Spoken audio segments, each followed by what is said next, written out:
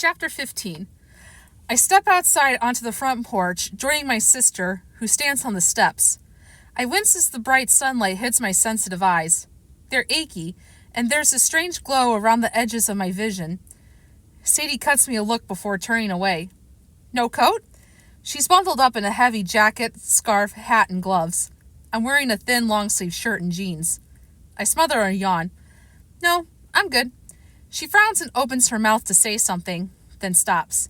She presses her lips in a thin line and walks away. With a shrug, I lock the door and follow her down the driveway. We walk in awkward silence. I should probably apologize for earlier. Sadie, heard you got accepted to that basketball camp for spring break, she says, cutting me off. Yeah. Mom and Dad told me this morning. It's so cool. I needed some good news. I bet, Sadie mumbles, her voice void of emotions. I side-eyed her. There's so much not said in those two words. What does that mean? She shrugs. Nothing. I shove up the sleeves of my shirt, suddenly too warm. It's not nothing. Just say what you want to say. She stops and turns to me. Fine. Do you really think basketball camp is a good idea? You're not sleeping? You're moody? Something is going on with you, and I'm not moody, I say through gritted teeth, and I'm working on sleeping. Sadie crosses her arms. What does that mean, you're working on sleeping? I sigh loudly. She should be happy for me instead of giving me grief. Can you stop worrying so much? How about acting like my sister instead of my mom? Her jaw drops. She stares at me for a long beat. Fine, whatever, she mumbles and stalks away. Sadie, wait! I hurry to catch up with her, ignoring the faint ache in my right knee. What? She snaps. I'm sorry. It's just... I don't want to fight with you. Then don't. I only want to help. I know. My hand finds its way to my pocket, and I clutch the coin tight. There's a little click in my chest, and something is settling into place. Almost as if someone flipped a switch. I hear the low buzz of voices. I can't make out what they're saying, but the sound is mesmerizing. It's as if a spell is being cast over me and... honk! The sound of a car horn jolts me out of the trance. I blink and glance around.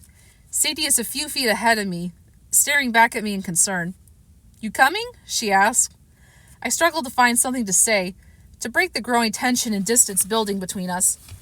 Hey, you never showed me your artwork. How's it going? She glances over at me, her eyebrows raised.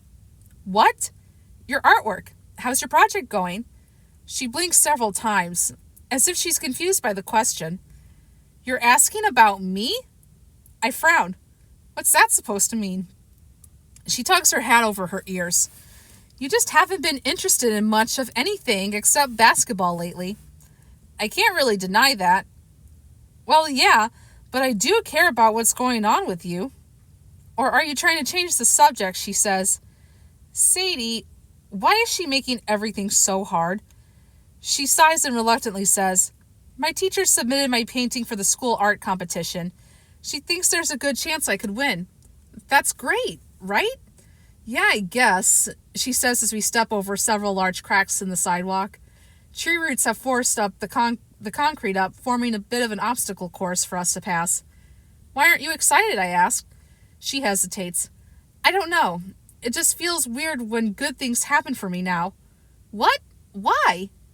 She shrugs, staring straight ahead. Well, I know you've got this. All your artwork is amazing. You'll win for sure. You don't know that.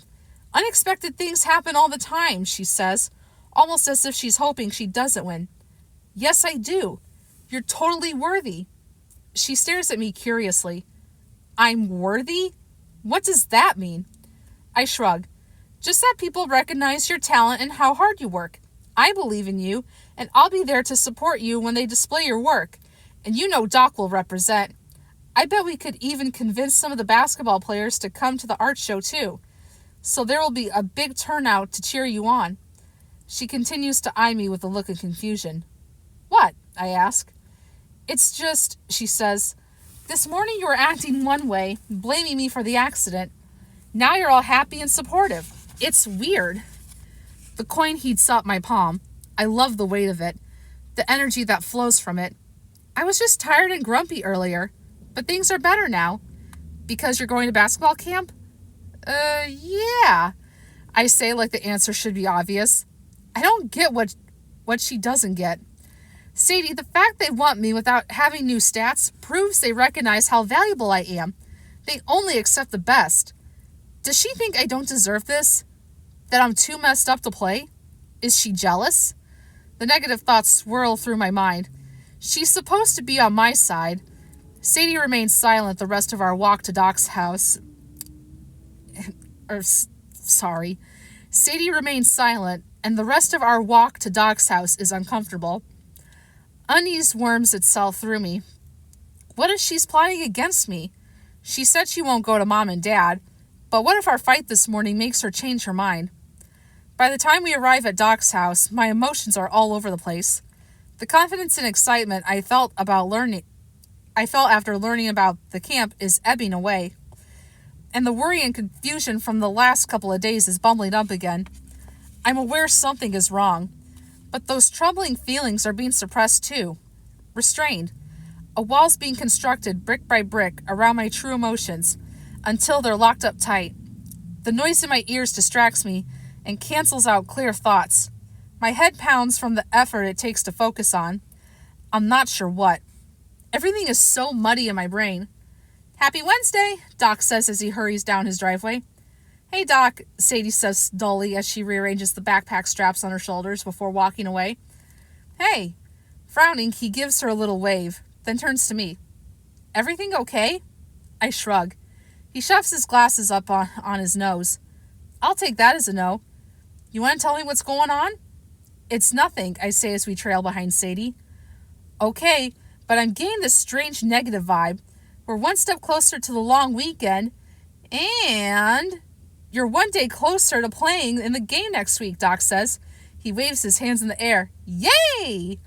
I shove a hand through my hair, my fingers hitting my scar. I grimace. Sometimes I can almost forget it's there. Sorry, just a weird night. I do have some good news. What? I got accepted to that basketball camp for spring break. You know, the one I missed last year? Doc's whole face lights up. That's awesome! I told you this was going to be the best week ever. I'm right for once. I smile faintly and stare at the ground beneath my feet. You're not as happy as you should be. Why? And I want to rewind to the part about your weird night, Doc says. What happened? Several kids walk out of their houses and stare in our direction. I stopped abruptly, my gaze traveling from one kid to the next. Their eyes seemed to shimmer, casting a golden glow over their faces. Their mouths stretched into twisted smiles, revealing metallic sharp teeth. Shane! Doc waves his hand in front of my face. My eyes dart to him. Huh? I asked what was weird about last night, Doc says, staring at me worriedly. Sorry, I glanced back at the kids as they joined the flow of school traffic. They look normal again. I gulp and release the coin. You okay? Doc asks. I grit my teeth. I really hate that question. I'm fine. What were we talking about? Up ahead, I notice Sadie is walking beside Amy from my world history class. Are they talking about me? About the nightmare I had in class? Sadie glances over her shoulder at me, then turns back to Amy. What is Sadie up to? I walk faster to catch up with them. Suddenly, Doc blocks my path. What's up with you? You keep zoning out and you're not answering my question. Annoyance flickers like a flame inside of me. With a growl, I rub my hand down my face. What do you want, Doc? His head jerks back and he studies me intently. Last night, it was weird. Why? What's going on? He sighs when I don't immediately respond. You know we used to talk about things. I walk away. We still do.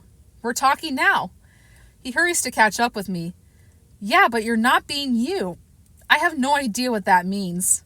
I reach for the coin. My fingers trail over its face and I feel a sense of acceptance. Sorry, I'm getting tongue-tied. I'm here if you need me, you know. He wiggles his eyebrows and smiles. Even if you don't know exactly what to say, I'll listen. And I'll believe you, even if it sounds crazy, because that's what friends do. I step over a large branch that has fallen across the sidewalk. Okay, but there's nothing to talk about. You said something about a weird night. It was just more strange nightmare stuff, no big deal. He glances at me over his glasses. You're having a lot of nightmares. What does that mean? Doc shrugs. Nightmares are scary, and a lot of scary stuff has been happening around here lately. You know I'm all about conspiracies and nothing being a coincidence. What are you talking about? I did more research on those kids we were talking about at lunch yesterday. The ones who said they were kidnapped by the monster after playing hide and seek? I frowned. Why are you so interested in that story? He shrugs. You always hear about strange stuff happening to people, and it doesn't seem real. But then you find out you know someone who had the creepy and impossible happen to them, and it makes you believe. You don't know them. It's like I know them. They live so close to us. It could have been us playing the game, he says as he trips off a curb. He catches himself before he faceplants. Anyway, dude, they have serious receipts. I mean, lots of people are backing them up. And now that I know more, I totally believe. It makes sense. What do you mean? My gaze is forward, but all my attention is on him. They made some classic horror movie mistakes that always bring about doom. They broke a rule. They upset an ancient evil. He shakes his head like he's disappointed in the kids. Now they just have to hope the monster doesn't come back because it always does. I shudder as something icky spreads through my chest. In the back of my mind, some thought floats around, but I can't grab hold of it. It's a memory. You were never supposed to wake up. I always come for what's mine.